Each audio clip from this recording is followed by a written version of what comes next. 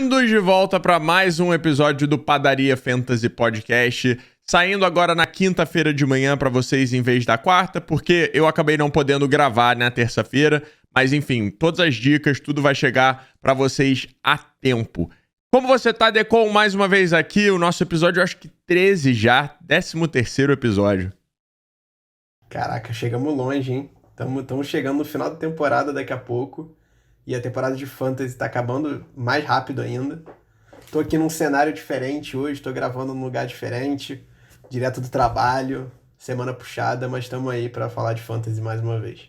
Perfeito. E falando nisso, vamos começar, claro, com o nosso destaque da semana da Pafaffle, certo?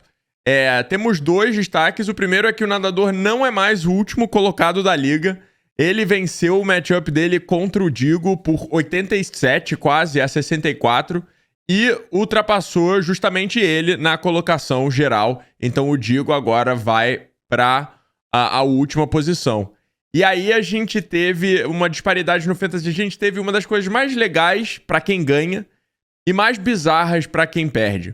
O jogo mais disputado teve uma diferença de 0,2 pontos na derrota do Lorega pro hashtag. E isso aconteceu no Monday Night Football, com o Matthew Stafford tomando um sack e perdendo meio ponto. O meio ponto do sack no último drive do Matthew Stafford, ou na última jogada, agora eu não lembro direito, foi o bastante pro Lorega perder o matchup.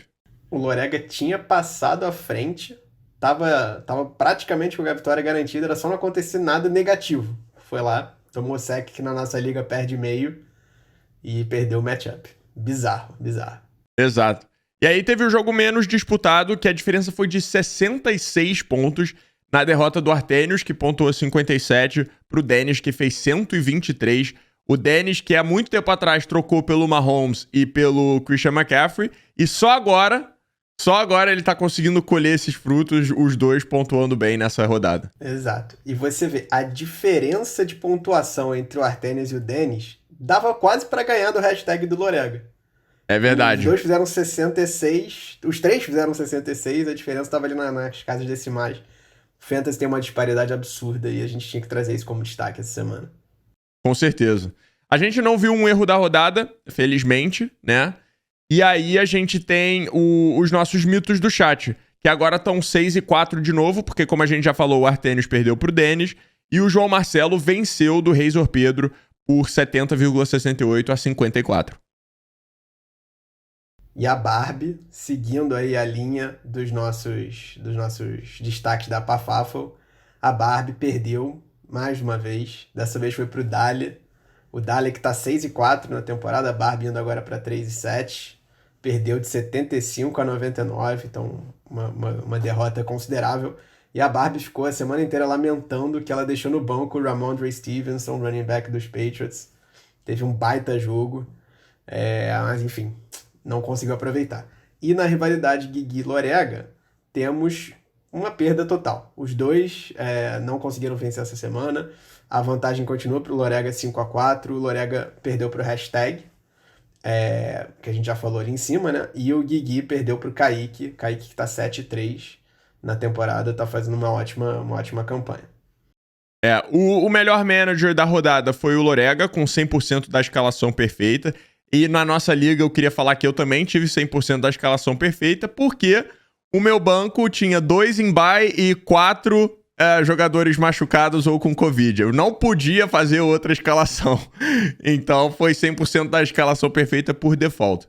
E o pior manager foi a Barbie, 73% da escalação perfeita. A maior pontuação foi o Dennis, com 123 pontos. E a pior pontuação foi do VR, do Vinícius, com 47. É isso. E as divisões continuam um pouco disputadas, mas mais viesadas para a divisão Trubisky, que agora está liderando 43-37. Obviamente, a outra divisão tem o recorde ao contrário. Aí você tá ouvindo isso e tá na dúvida de como eu aprendi a falar esses termos e entender tanto de futebol americano? É porque eu fui aluno do curso de inglês Brazos English Course. Então, quando vim morar nos Estados Unidos, ficou bem mais fácil me inserir na cultura e aproveitar todo esse universo, né? Quer saber como fazer um touchdown com o seu inglês? Acesse touchdownbrasas.com.br. E agora, um pouquinho antes das nossas dicas, né? Da nossa dica da semana, vem aí o nosso querido Love Hate. O melhor momento... Nosso Love Hate. Adoro esse Love Hate. Muito bom.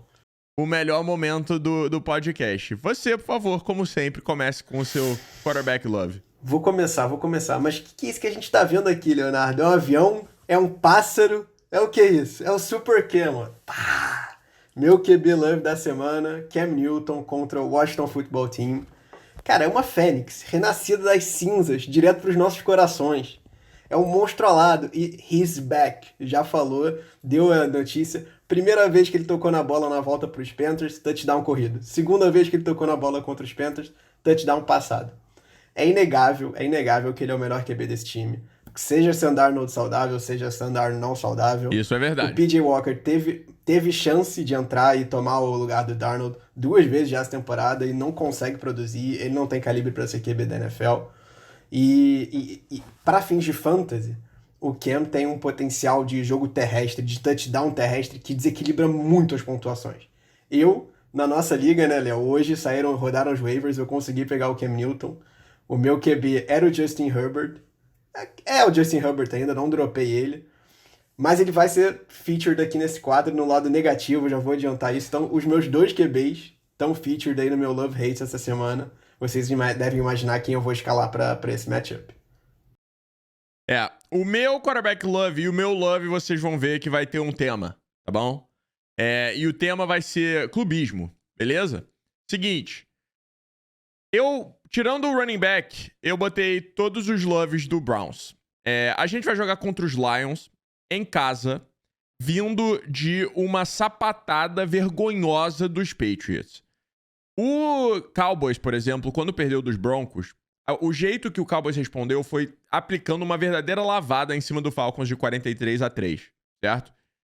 E eu quero ver se os Browns vão ter essa mesma reação. Então eu tô dando voto de confiança, não só pros Browns, mas pro jogo terrestre, pro jogo aéreo dos Browns. É um jogo pros Browns ganharem confiança. Então, vou de Baker pro Love. Já vou adiantar tudo. Wide receiver vai ser o Jarvis e Coringa de play vai ser o Rashard Higgins contra os Lions. Todos eles, obviamente, contra os Lions, porque tem que provar que ainda é time de playoffs. Pode fazer o seu running back e o seu wide receiver, depois eu faço o meu running back. Beleza, eu só vou falar que tá muito curioso isso, que eu não tinha visto, pra falar a verdade, as tuas escolhas até agora. E o seu wide receiver love da semana é meu wide receiver hate da semana. Eu não sei nem se você tinha visto isso. Vai ser muito curioso isso. Vamos ver o que acontece. Alguém vai ter que acertar. Certo. Mas eu vou falar aqui o meu running back love da semana é o Najee Harris. Vai jogar contra os Chargers. A gente fala que já há semanas, e o Léo tem botado sempre algum jogador que vai enfrentar os Chargers na parte de jogo terrestre, porque eles são ruins nesse tipo de defesa. Não estão tendo uma boa temporada contra o jogo terrestre. E a verdade é que o ataque dos Steelers foi muito mal contra os Lions, né? Era obviamente para ter vencido a partida. Ninguém esperou que fosse pro overtime e que terminasse empatado. E aí, o que foi esquisito desse jogo, além da chuva torrencial que estava caindo, é que os Steelers colocaram muito a bola na mão do Mason Rudolph para ele passar. Assim, não faz sentido. O Big Ben, que já é o QB principal, é o melhor QB do time, por pior que seja, ele já não estava passando muito a bola. Por que você vai entregar para um cara que é bem pior que ele, para um jogo com chuva? Enfim, não deu para entender a utilização do Najee nessa semana. A expectativa é que... Na verdade, saiu um reporte hoje que a gente não sabe, né, se o Big Ben vai jogar, mas a expectativa é que ele jogue. E aí, se ele jogar, eu acho que a tendência é que o ataque volte ao normal, que volte a confiar no Najee para ele correr com a bola. E essa defesa dos Lions toma ponto de tudo que é lado. Então, acho que ele vai ter uma ótima semana. O meu wide receiver love da semana é o Tyler Lockett, que vai jogar contra a defesa dos Cardinals. Aí você fala, a defesa dos Cardinals é uma das melhores da liga esse ano. Por que você está colocando o Tyler Lockett? Eu estou colocando porque eu acho que esse jogo do Russell Wilson que a gente viu contra os Packers, que eles fizeram 0 pontos, eu até acho que foi a primeira vez na carreira do Russell Wilson que ele saiu com 0, né? Não tenho certeza, mas foi. O Léo tá banando na cabeça, eu acho que é isso. Então, eu acho que esse jogo é pra gente esquecer. O Russell Wilson não tava 100%, ele não tinha se recuperado. Acho que ele tentou ir pro sacrifício, porque era um jogo importante, mas eu acho que Eles se apressaram na volta, e eu acho que para essa semana ele já vai estar melhor, vai estar, talvez não 100%, mas muito mais perto disso. E, e esse matchup específico tá projetado para ser um jogo de pontuação muito alta. Então, a tendência é que os wide receivers pontuem, e o Tyler Lockett é uma arma favorita do Russell Wilson, é um cara que ele busca muito nos deep plays, então acho que tem tudo para ir bem nessa semana. Então, para fechar os loves, já que o Léo deu os dele, eu vou falar o meu Coringa de play, que na verdade, é uma dica para fantasy daqui para frente. Não é um cara espetacular, não é um cara que você ama colocar, mas é o tight end dos Jaguars, o Dan Arnold. E essa semana ele vai jogar contra os 49ers, então eu coloquei ele aqui porque eu acho que é uma arma interessante para ficar de olho. Não necessariamente para essa semana, apesar de eu achar que dá para jogar ele essa semana. Por quê? O Dan Arnold, desde que foi traded para lá, para os Jaguars, ele tem virado uma arma bem, bem procurada pelo Trevor Lawrence.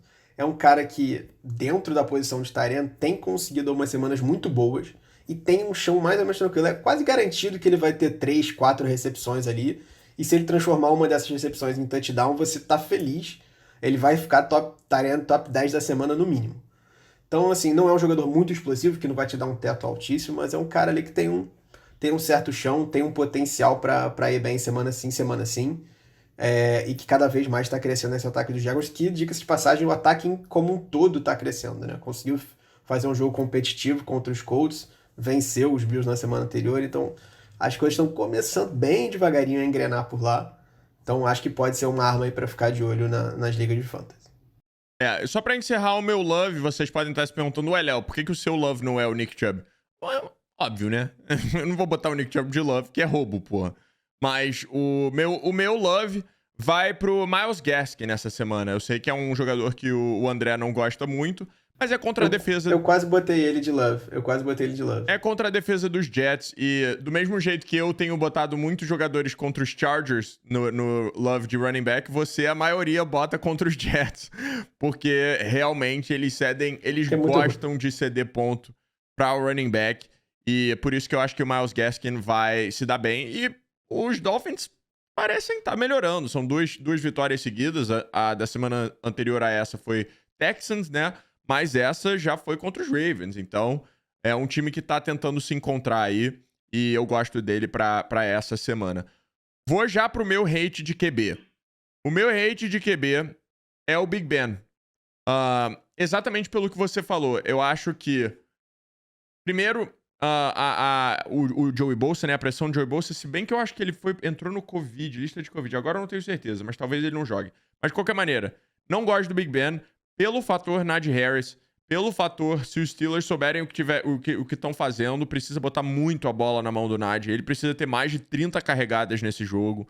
E eu acho que isso vai tirar um pouco do Big Ben. Até porque o ponto fraco da defesa dos Chargers é o jogo terrestre e o ponto forte é a secundária. Então não tem por que ficar arriscando muito. Não gosto do Big Ben pra essa rodada. Perfeito. Que vale. A gente mencionei rapidamente ali em cima quando eu falei do Najee, mas tem uma chance ainda do Big Ben não jogar, né? Porque apesar dele estar vacinado, o protocolo para jogadores vacinados, se eu não me engano, é que você tem que ter 2 testes negativos com 24 horas de diferença. Então, isso. Ele tá com Covid, ele não se recuperou ainda, não sei se ele vai jogar, mas fica aí esse disclaimerzinho. Então, meu QB de hate para essa semana, eu já falei, vai ser o Justin Herbert. Eu detesto colocar o Justin Herbert aqui. Eu acho ele um excelente quarterback, ele é um grande jogador na vida real. E a verdade é que isso, para fins de fantasy, não tá se traduzindo, né? Ele faz boas pontuações, ele tá liderando o time dos Chargers para vitórias, mas isso não se converte em pontuação porque, principalmente, ele não tem nenhum jogo corrido. Assim, é raro o Justin Herbert ter uma jogada desenhada para ele correr, ou então ele sair do pocket e ter que fazer uma jogada com as próprias pernas. Ele não é esse cara.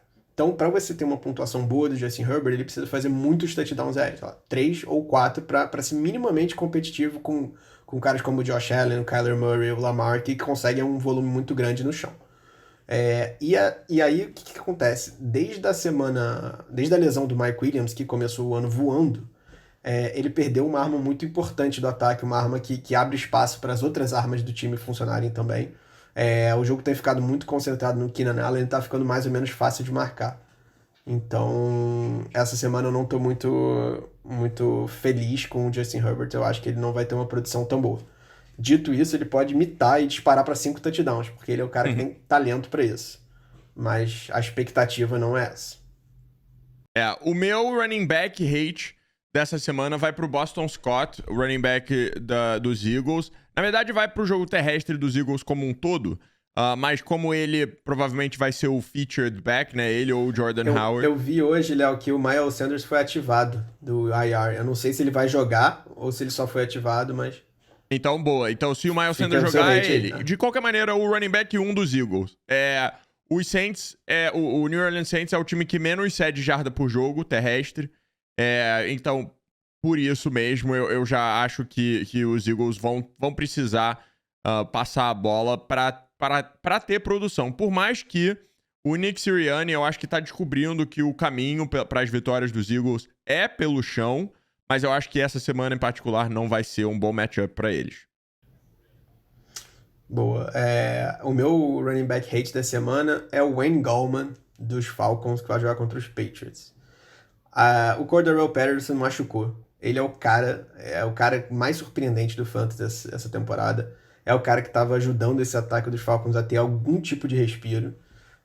E essa semana teve uma lesão na metade do jogo e acabou tendo uma produção de fantasy muito ruim.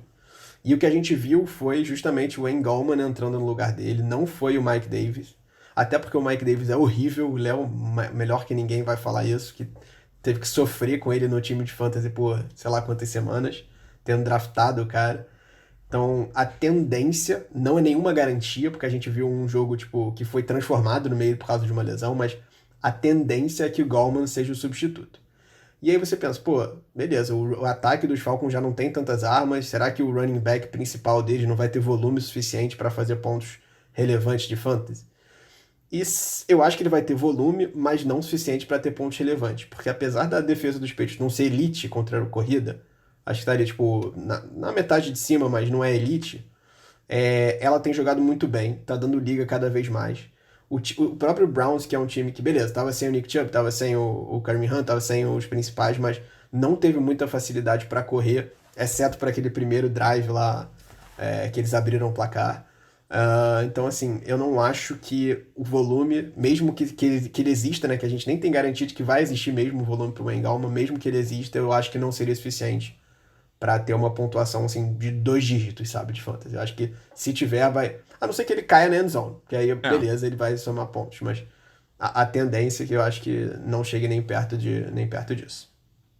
E pra encerrar, o meu wide receiver hate é o Terry McLaurin contra os Panthers. Eu amo o Terry McLaurin, ele é de Ohio State, é um cara que, eu daria tudo pra ter no meu time. Gosto pra caramba dele, mas acho o matchup ruim. Acho que o Washington tá vindo de uma vitória gigante contra os Buccaneers, e normalmente um time que tem uma vitória tão grande assim tende a cair um pouquinho. E os Panthers são um time que menos cedem jardas aéreas na NFL por jogo. Então, eu acho que é um matchup ruim pro Terry McLaurin. Acho que o Taylor Heinicke vai sofrer muita pressão. Não gosto do matchup pro Taylor Heinicke também. Então, acho que ele sofre um pouquinho. Obviamente, ele vai não é pra você tirar ele do seu time, mas eu acho que não vai ser uma das semanas mais altas pra ele. Eu flertei com essa escolha também, Léo, antes de acabar decidindo ir com o Jarvis Landry, que é o meu hate de wide receiver da semana. E assim, tudo que o Léo falou lá em cima, no love dele, do Jarvis, é perfeitamente plausível. Eu acho que pode acontecer. Mas aí meu raciocínio pra isso foi, você provavelmente tá esperando uma semana mítica do Jarvis Landry contra os Lions. E a verdade é que a minha previsão é de que com a volta de Nick Chubb, o Browns coloque a bola no chão. Então, se o volume no chão for tão grande, a chance do Jarvis ter uma semana mítica é menor e provavelmente vai te decepcionar. Então, não é um hate do tipo, não coloquem o Jarvis Landry pra jogar, porque eu acho que ele vai ter uma boa semana. É só uma questão de um pouco de freio, um pouco de respiro. Não vão achando que ele vai te entregar 20 mais pontos, que pode acontecer, mas não pode ser essa expectativa. E aí, talvez, obviamente, o Léo vai saber comentar melhor. Eu sinto que o plano de jogo dos Browns é não envolveu o wide receiver 1. Acho que era um pouco isso com o Odell. E nessa semana passada, sem o Odell, foi a mesma coisa. O Landry praticamente não teve targets. Uma coisa até meio esquisita. Então, acho que até você falou, Léo, em algum... Não sei se foi na sua live, em alguma coisa, que os Browns espalham muito a bola, né? Tem, tipo... Todos os receivers têm muitos targets. Tem poucos targets. Então, tipo, a bola é muito espalhada entre os tight ends, entre o wide receiver, entre os running backs. Então, tá aí mais um motivo pra talvez o Jarvis estar nessa lista de hate da semana. O Browns tem 3 tight ends ótimos. Tem vários wide receivers bons. 2 running backs excelentes. Então, realmente... É um esquema de jogo que não é friendly pra wide receiver. Não é, tipo... Os wide receivers não vão mitar nesse esquema do Kevin Stefanski, né? Em questão de fantasy. O volume não é o bastante pra mitar. É óbvio, pode, como você falou... Um dos touchdowns pode ser pro Jarvis Landry na endzone e pronto, acabou. Vira love. Mas, realmente, é um risco meu. Eu acho que o seu hate é muito mais provável do que o meu love de acontecer. Mas eu tô botando fé nessa semana. Na semana passada eu fui muito negativo e eu quis zicar os Patriots. Nessa semana eu tô indo de torcedor clubista mesmo. Ver se esse approach dá certo. E vamos ver no que dá. Então... Diz pra gente qual é a nossa dica geral do Fantasy dessa semana, André. A nossa dica é uma dica antecipatória, vou chamar assim, porque a gente tá chegando naquele ponto da temporada que tá quase nos playoffs. Tem time que já tá eliminado, tem time que já tá praticamente garantido, ou já tá até garantido em algumas ligas. E assim, faltam 3, 4 semanas, dependendo da sua liga, dependendo de quando vai começar os playoffs, pra pós-temporada. E agora é o momento perfeito para você começar, se você já tá garantido, tá, pessoal? Isso aqui, obviamente, se você tá na briga ali, na disputa, precisando ganhar agora para entrar, essa dica talvez não seja tão importante. Mas se você já tá, tipo, 7-3, 8-2, praticamente garantido nos playoffs, é hora de você começar a pensar nos seus jogadores que você vai escalar durante os playoffs. Então, pensar, por exemplo, defesas que têm matchups muito favoráveis nas semanas 14, 15, 16, ou então 15, 16, 17, que são as semanas principais aí que os times vão estar que as ligas vão estar nas suas pós-temporadas. Então, um jogador que você não pode de forma nenhuma ficar sem o handcuff dele. Um cara que, se ele se machucar, você vai ser prejudicado nos playoffs. Porque chegou nesse ponto da temporada que a maioria dos bye weeks já passou. A maioria dos times já não vai ter mais. Já teve seu descanso. E o seu roster, com certeza absoluta, eu te garanto que tem pelo menos um cara que é dispensável. É um cara que ou ele tá machucado, ou é um cara que, mesmo não tendo se machucado, é um cara que não tá sendo aproveitado do jeito que deveria ser. Alguém que não vem produzindo muito bem. O exemplo do Mike Davis é ótimo. Um cara que tá ocupando um espaço hoje em dia. Não tem nenhuma razão para ele estar no seu roster. Então, abram esses espaços, façam essas mudanças no seu roster, façam os stash options, que eles chamam. Eu nem sei como traduzir isso para o português, mas é tipo meio que guardar na geladeira um jogador ali para você usar depois. Então, enfim, essa é a mentalidade de quem tá entrando nos playoffs, que vai precisar pontuar alto nos playoffs, porque são os melhores jogadores da liga, tem um motivo para eles estarem ali. E aí, dando um exemplo...